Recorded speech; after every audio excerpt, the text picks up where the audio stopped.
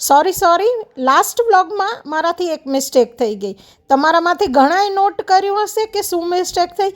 જેણે નથી કર્યું એ આ વ્લોગ લાસ્ટ સુધી જોજો. કોટેશ્વરમાં લંચ કરીને પછી હવે અમે તરત જ આવી ગયા છીએ શ્રી કમલેશ્વર મહાદેવના પવિત્ર ધામમાં. કચ્છના લખપત તાલુકાના દયાપર ગામ પાસે આવેલું કમલેશ્વર મહાદેવ મંદિર અને તેના પરિસરમાં આવેલું કલ્પવૃક્ષ ભારે ધાર્મિક અને ઐતિહાસિક મહત્વ ધરાવે છે. આ વૃક્ષ આશરે 500 થી 800 વર્ષ જૂનું હોવાનું મનાય છે.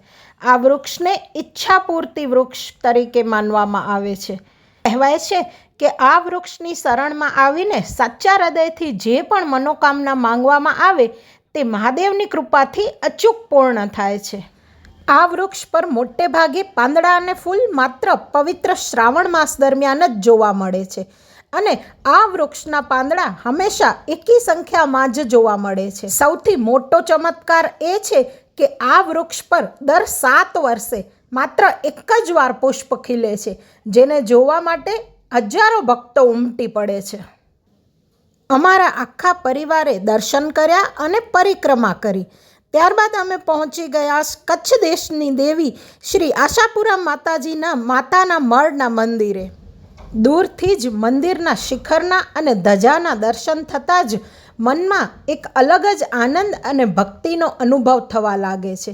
એવું કહેવાય છે કે જે કોઈ સાચા મનથી આશાપુરા માતાના ચરણોમાં પોતાની મનોકામના વ્યક્ત કરે છે, માતાજી તેમની આશા જરૂર પૂર્ણ કરે છે. એટલા માટે જ તેમને આશાપુરા નામથી ઓળખવામાં આવે છે.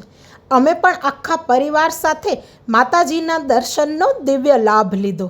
હાથ જોડીને સૌના સુખ, શાંતિ અને સ્વાસ્થ્ય માટે પ્રાર્થના કરી.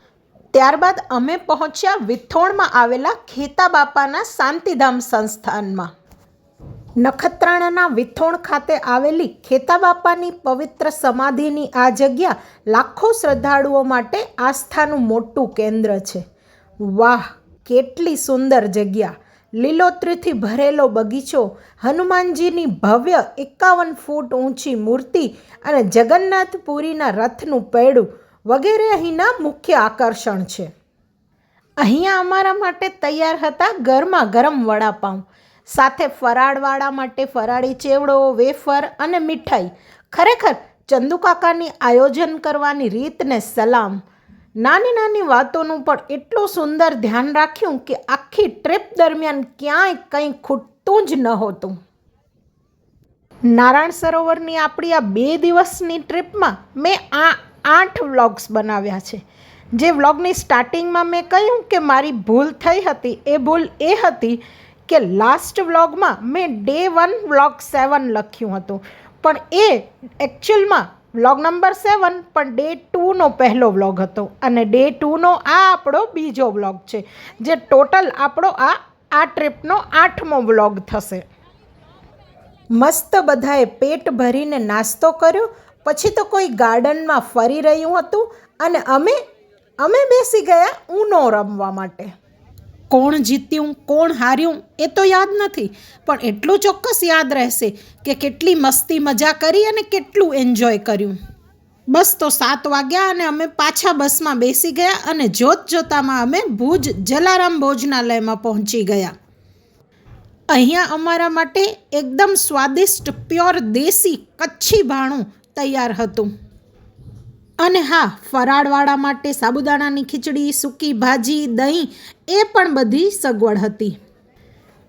તો જુઓ, આ આપણો Q2 દિવ્યાંશ, પૂજા અને મયંક એટલે એના મમ્મી પપ્પા એને ખીચડી જમાડી રહ્યા છે. અત્યારે તો અહીંયા નાના મોટા બધાને મજા પડી ગઈ હતી. હવે વિદાય લેવાનો સમય હતો. ભુજના પરિવારજનો ત્યાંથી જ છૂટા પડ્યા અને અંજાર તરફની બસ ફરી આગળ વધી.